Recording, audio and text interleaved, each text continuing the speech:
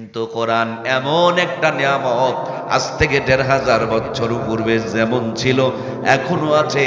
একটা মত, একটা মাখরাজ, একটা জের, একটা জবর, একটা তাসদিদের কোনো পরিবর্তন নাই, ঠিক কিনা?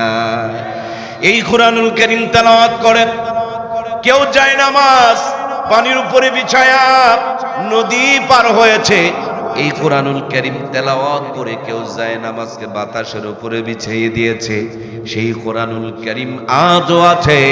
ওই ঈমান নিয়া আবার যদি কেউ যায় নামাজ পানির উপরে বিছাইতে পারে, বাতাসের উপরে বিছাইতে পারে, আল্লাহ তাআলা এখনো পর্যন্ত যায় নামাজকে নৌকা বানিয়ে দিতে পারে, ঠিক কিনা? প্রাণপ্রিয় ভাইয়েরা আমার, আল্লাহ রাব্বুল আলামিন এই উম্মতের জন্য, এই জাতির জন্য, এই পৃথিবীবাসীর জন্য যতগুলো নিয়ামত দান করেছেন, সবচেয়ে বড় নিয়ামতটুকুর নাম হলো কোরআন। কোরআনুল কারীম আরশে আজিমে ছিল, তার দাম বেড়ে গেল। ফেরেশতা নিয়ে আসলেন, ফেরেশতার সর্দার হয়ে গেল। এই কোরআনুল কারীম যেই পাথরের পাহাড়ে নাজিল হলো, সেটা আলোর পাহাড় হয়ে গেল। এই কোরআনুল কারীম যেই মাসে নাজিল হলো, রমজান মাস 11 মাসের মধ্যে সেরা এবং দামি হয়ে গেল। এই কোরআনুল কারীম যেই রাত্রে নাজিল হলো, লাইলাতুল কদরি খায়রুম মিন আলফি শাহর, একটা রাতের মর্যাদা কোরআন নাজিল হওয়ার কারণে 1000 মাসের চেয়ে উত্তম বানিয়ে দিলেন কে? এই কোরআনুল কারীম যে কাগজে লেখা হয়েছে, এই পৃথিবীর বুকে এমন কোন মুসলমানের সন্তান নাই কোরআনুল কারীম লেখা কাগজের উপরে পা দিয়া যাইতে পারে। ভাইয়ের আমার, দেখা মাত্র তুলে নেবেন, মুখে চুমু দিবেন, মাথার উপরে নিবেন, কপালে ঠাকাবেন। এই কোরআনুল কারীম যে কভারে লেখা জড়ানো হয়েছে, এই কভারটার দাম বেড়ে গিয়েছে।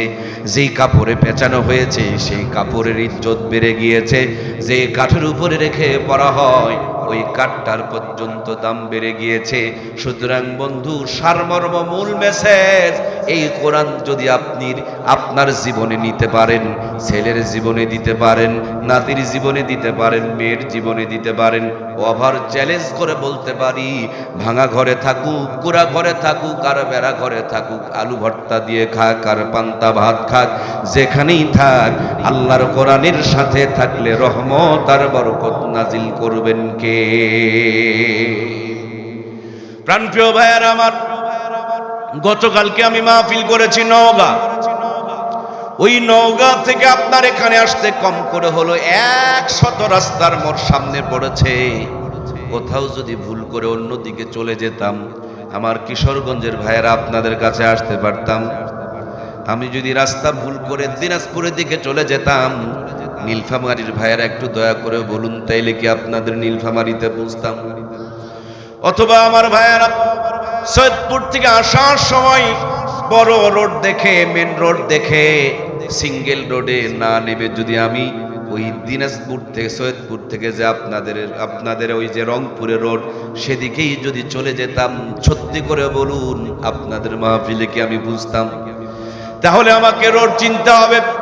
আর যদি রোড না চিনি, সহজ একটা বুদ্ধি আছে। এই অ্যান্ড্রয়েড মোবাইল ফোন, স্মার্টফোনগুলোতে এমবি তুলে নিয়ে লোকেশন অফ করে দিয়া লিখে দিতে হবে নওগাঁ টু নীলফামারী, নওগাঁ টু আপনার আমার কিশোরগঞ্জ লিখে একটা সার্চ দিয়ে দিবেন, দেখিয়ে দিবে এত ঘন্টার সময় লাগবে, এত কিলোমিটার দূরে, কত দূর এসেছেন, কত দূর বাকি আছে, কত স্পিডে গাড়ি চলতেছে, ডান দিকের গ্রামের নাম কি, বাম দিকের গ্রামের নাম কি, এখন আপনার করণীয় কি, এখন রওনা করলে কখন গিয়া পৌঁছবেন, সবগুলো যেমন আপনাকে দেখায়া দিবে।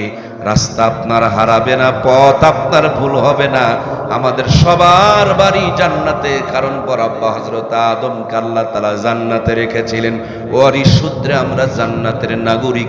ওই জান্নাত থেকে এসেছি চাকরি, ব্যবসা, দুনিয়াদারি করে, এখান থেকে পরকালের সঞ্চয় হাসিল করে আবার জান্নাতে যেতে হবে।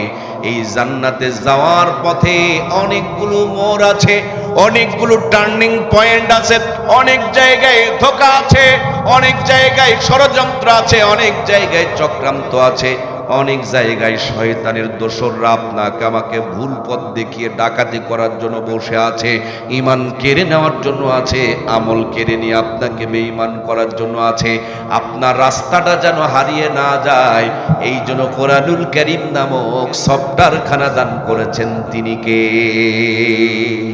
এই কোরআনটা যদি মাথার মধ্যে ঢুকিয়ে দিতে পারেন, এই কোরআনটা যদি সিনার মধ্যে ঢুকিয়ে দিতে পারেন, আপনার সন্তান ডাক্তারি করবে, এর ফাঁক দিয়ে দেখবেন 5 ওয়াক্ত নামাজ পড়বে, আপনার সন্তান ইঞ্জিনিয়ারিং করবে, রড চুরি করবে না, জনগণের সেবা করবে, আপনার সন্তান মাস্টারি করবে, স্কুল ফাঁকি দিয়া প্রাইভেট বাণিজ্য করবে না, স্কুলে হক আদায় করে লেখাপড়া করাবে, আপনার সন্তান এমপিগিরি করবে, মন্ত্রীগিরি করবে, রড চুরি করবে না, কম্বল চুরি করবে না, গমের বস্তায় শীত কাটবে না, আল্লাহর বান্দা দুনিয়াদারি করবে। এই দুনিয়াদারি করতে করতে কোরআন সুন্নাহর পথ ধরে একদিন আল্লাহর জান্নাতে পৌঁছে যাবে। সুবহানাল্লাহ হয়নি? জোরে বলুন সুবহানাল্লাহ। এ তো ছোট কথা নয়।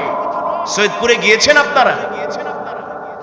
সৈয়দপুরে গিয়ে দেখবেন ট্রেনে লাইন আছে, সাইকেল চালানো বড় কঠিন, যে কোনো মুহূর্তে সাইকেল পড়ে যেতে পারে। মোটর সাইকেলকে তো বলে মরণ সাইকেল, যে কোনো মুহূর্তে অ্যাক্সিডেন্ট হতে পারে, কিন্তু ট্রেনের অ্যাক্সিডেন্টটা কম। ট্রেন চালানো বড় সহজ, ট্রেনের স্টিয়ারিং ঘোরাতে হয় না, ট্রেনের জন্য টার্নিং পয়েন্ট থাকে না, ট্রেনের 2টা লাইন আছে, শুধু তুলে দেওয়া আছে, খালি জায়গা মতন ব্রেক দিবেন, স্টার্ট দেওয়া খালি একটু পিক আপ মারবেন, আবার সামনের গন্তব্যে পৌঁছে যাবে। ছেড়ে দিবেন সন্ধ্যাবেলা, সকাল যখন হবে দেখবেন এই ট্রেন যেমন ঢাকা পৌঁছে গিয়েছে। এই দুনিয়ার মানুষের জন্য জান্নাতে যাওয়া বড় সহজ। জান্নাতের রাস্তা হলো ইহদিনাস সিরাতাল মুস্তাকিম। শুধু কোরআন সুন্নাহর 2টা পথের উপরে যদি আল্লাহর কোন বান্দা কোন বান্দিকে একবার তুলে দিতে পারেন, নবীর সুন্নত তরিকায় যদি জিন্দেগি যাপন করতে পারে, শুরু করবে দুনিয়াদারি, শেষটা হবে আল্লাহর জান্নাতের মধ্যে দিয়ে। সুবহানাল্লাহ। এই জন্য প্রিয় ভাইয়েরা আমার, আমাদের সন্তান জন্মগ্রহণ করার পর সন্তানকে আমরা ডান কানে আযান দেই, বাম কানে একামত দেই। এরপর বাচ্চা যখন আস্তে আস্তে বড় হয়, তখন দেখবেন পালা ক্রমে সিস্টেম অনুযায়ী 6টা টিকা দেওয়া হয়। 6টা টিকা দেওয়ার পর বাচ্চা জ্বর হয়, বাচ্চা অসুস্থ হয়ে যায়, বাচ্চা কান্নাকাটি করে, তারপর বাপ মা টিকা দেয়। কেন টিকা দেয় জানেননি? বলে 6টা টিকা দিলে 6টা রোগ আর আপনার সন্তানকে আক্রমণ করবে না।